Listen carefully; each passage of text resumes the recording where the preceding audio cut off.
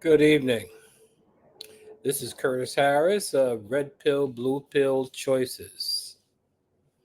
In light of all of the vitriol and the attacks upon black men from the Democratic Party and from liberals, so called liberals, do you think that Malcolm X may have been correct uh, when he basically said that we should separate entirely? uh, the powers that be want to dilute our power as a people.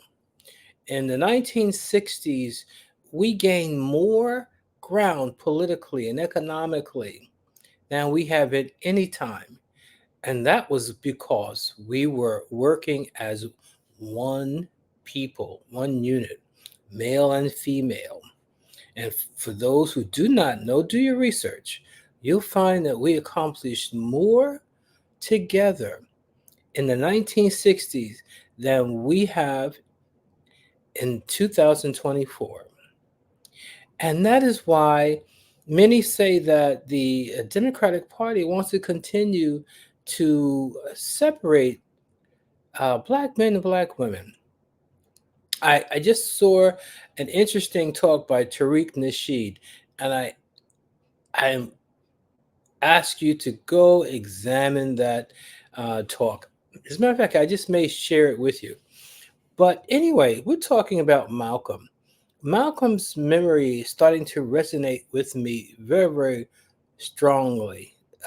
Not only because he and I were born on the same day, May 19th, but because his interview at Berkeley um, was very interesting, to say the least.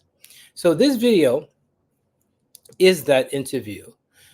Tells you a little bit more about what Malcolm thought. This is prior to his quote unquote conversion uh, to become a little bit more liberal, but there are reasons why that happened as well. But without further ado, I want to share this with you.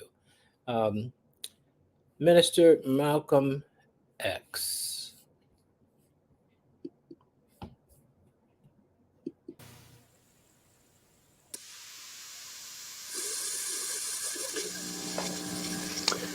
Today, in our discussion of minority groups, we have with us two guests. One is Minister Malcolm X. Shabazz, one of the top leaders of the Nation of Islam, or the so-called Black Muslims. And we also have Mr. Herman Blake, one of the teaching assistants in the course. We will discuss today some of the goals and some of the strategies of the Nation of Islam. And I wonder if Mr. Blake might start it off by asking Mr. Shabazz a question. Minister Malcolm, the thing that I thought might be good for starting it off is to talk about one of the most pervasive beliefs in the general society about the Nation of Islam, and that is that it is an organization dedicated to the use of violent means to attain its goals. The question I have is, how true is this, and why do you think it persists in society? Fair use. Well, the Muslims who have accepted the religion of Islam and follow the religious guidance of the Honorable Elijah Muhammad have never bombed any churches, have never murdered any little girls, as was done in Birmingham, have never lynched anybody, have never at any time been guilty of initiating any aggressive acts of violence during the entire 33 years or more that the Honorable Elijah Muhammad has been teaching us.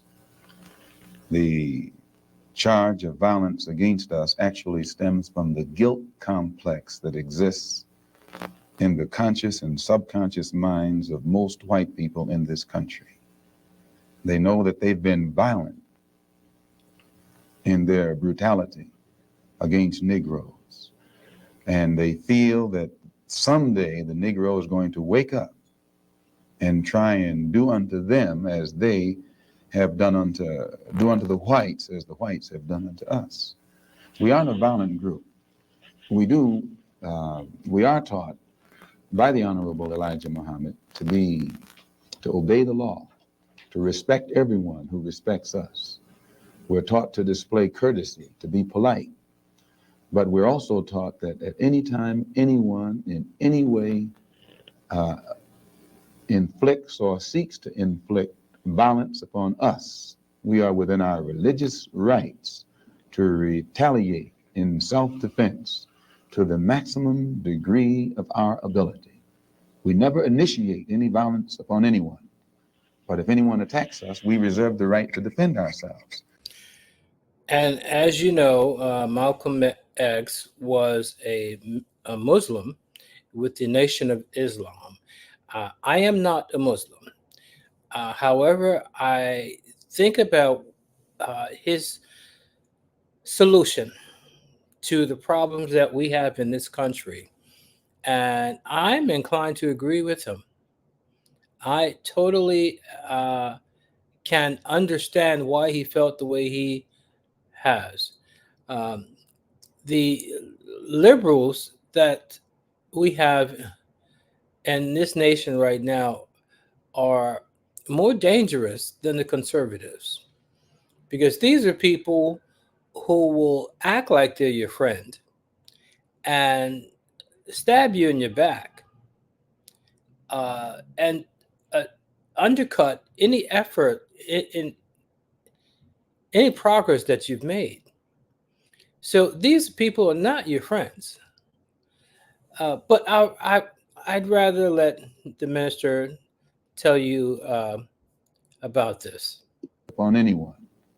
But if anyone attacks us, we reserve the right to defend ourselves. Fair use. So to accuse us of being violent is like accusing a man who is being lynched, who is being hung on a tree, simply because he struggles vigorously against his lyncher.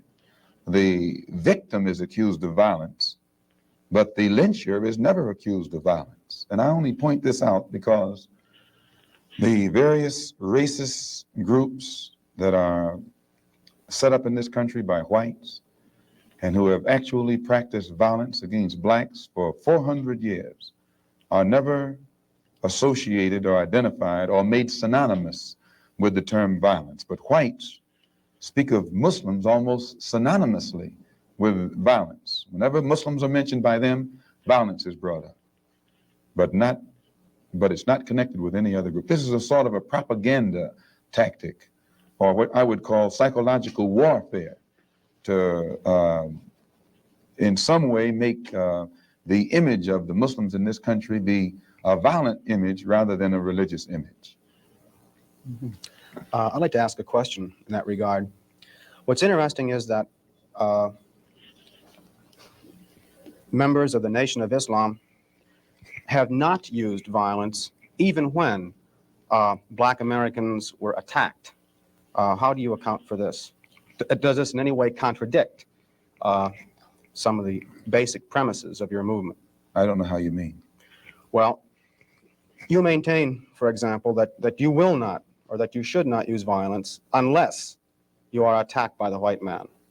And I think we can note in the last several years, certainly, dozens and dozens and dozens of instances in which Negroes have been attacked, killed in some instances. You mean in these demonstrations? The demonstrations and the bombings, for example, recently in Birmingham, where they killed 4 little Negro girls. And what interests me is the fact is that the Nation of Islam has not done anything to retaliate. I think you should be happy. But the important thing is, does your lack of action contradict any of your basic principles? I'll explain it. You should be happy that Muslims who follow the Honorable Elijah Muhammad, number one, don't believe in any form of integration, and who believe that every mention of the word integration by whites, whether it be from the mouth of Kennedy on down to the mouth of the lowest, raggediest white liberal in the street who is beatnik-like involving himself in these integration efforts, If we believed in it, we would integrate, and we would fight anybody who got in our way or made any effort whatsoever to stop us from integrating.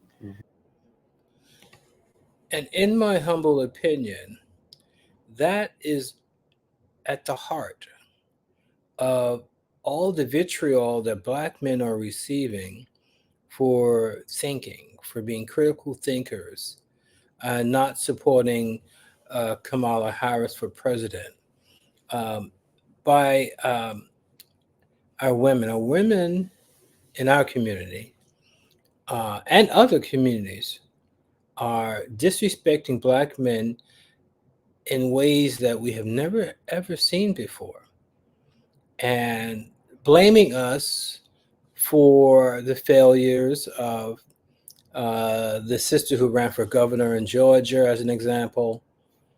Um, and you continue to see many people who the liberal left, has raised up, like Barack Obama, okay, like Spike Lee, even. You have a host of other entertainers coming out, and these are quote unquote supposed to be our leaders.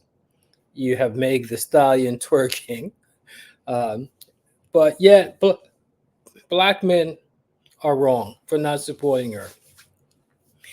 Um, I'll just let Malcolm continue on because this is really getting out of control.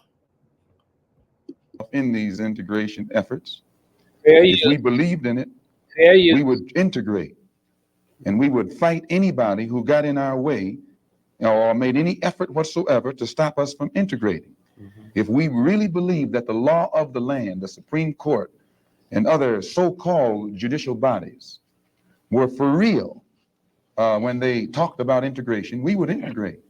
And knowing that the law was on our side, and any effort we made to demonstrate toward integration, why, we would know the law should be on our side if it's the law of the land. If it is the law of the land, then the demonstrators are within the law, and the discriminators are against the law. But to show you the hypocrisy of the law, when Negroes demonstrate for integration, instead of arresting the discriminators, the law arrests the demonstrators. So this is a foolish move on the part of Negroes. And when you foolishly get yourself involved with an enemy, then whatever comes upon you, that's your business. As Muslims, we believe that separation is the best way and the only sensible way, not integration.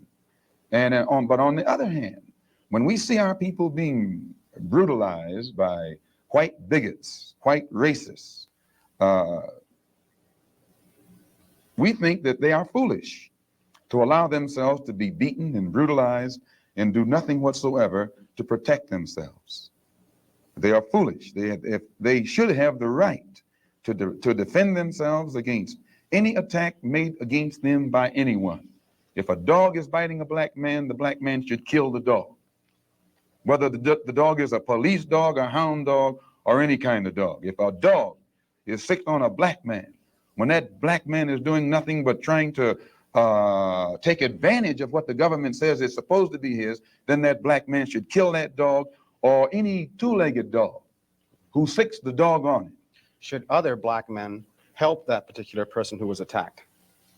I think you'll find, sir, that there will come a time when black people wake up and become intellectually independent enough to think for themselves, as other humans are intellectually independent enough to think for themselves. Then the black man will think like a black man, and he will feel for other black people. And this new thinking and feeling will cause black people to stick together. And then at that point, you'll have a situation where when you attack one black man, you are attacking all black men. And this type of black thinking will cause all black people to stick together. And this type of thinking also will bring an end to the brutality inflicted upon black people by white people. And it is the only thing that will bring an end to it. No federal court, state court, or city court will bring an end to it. It's something that the black man has to bring an end to himself. Minister Malcolm, let me, on the basis of your two remarks, ask a double-pronged question. One, is it then your assertion that the laws with respect to how Negroes are supposed to have equal opportunity and equal rights in this country are not meaningful or believed by whites? And secondly, what is your opinion and attitude toward the civil rights movement in general, and particularly the Reverend Martin Luther King and his philosophy of nonviolent direct action? If the white people really passed meaningful laws, it would not be necessary to pass any more laws. There are already enough laws on the law books to protect an American citizen. You only need additional laws when you're dealing with someone who's not regarded as an American citizen. But whites are so hypocritical. They don't want to admit that this black man is not a citizen. So they classify him as a second-class citizen to get around making him a real citizen. If he was a real citizen, you'd need no more laws. You'd need no civil rights legislation. Civil rights, when you have civil rights, you have citizenship. It's automatic. White people don't need laws to protect their citizenship because they're citizens. But they don't want to tell us we're not citizens. And at the same time, they don't want to pass laws that are meaningful enough to protect us as if we were citizens. And the Supreme Court desegregation decision is the best example I know. That's a law from the Supreme Court. 10 years have gone by. No desegregated schools. It hasn't been implemented beyond, I think, 9% in 10 years. So this just shows you the hypocrisy of the American white man. They talk out of both sides of their mouth. And for this reason, we who are Muslims, that is, who believe in the religion of Islam, who believe in God, we don't believe that black people will ever get any problem with laws being passed or new persons being put in office, white liberals being put in office. There is nothing that the white man will ever do to bring about true, sincere citizenship or civil rights recognition for black people in this country. Nothing will they ever do. They will always talk it, but they won't practice it. A lot of you may say, well, what does this have to do with Kamala Harris and the election? I truly believe that in the 1960s, black men and black women were the most powerful as we have ever been in this country, because we were working together. We weren't separate. We were working together. And right now, the Democratic Party has separated us, has used certain tactics to keep us apart from each other. And I think Malcolm's philosophy of separation from them that are not like us is more appropriate than our sisters being separated from us. That's why I want to show you this video about Malcolm, because the same situation he faced, or we faced as a people in the 1960s during the civil rights struggle, the human rights struggle, we are facing today. But right now, it's more black men than anyone. And I hope you can see that. So I'm hoping that our sisters will return home to the respect and support of black men the way you did in the 1960s, because our community is at stake. We accomplished more in the 1960s than we have in the past 40 to 60 years. Because over time, the white establishment has diluted our effectiveness as a community, separating Black men from women. You see the effect of it right now. It's culminating in the election of Kamala Harris. A lot of Black men do not support her. A lot of Black women do. And it's to the Democrats' advantage to keep us separated as a people.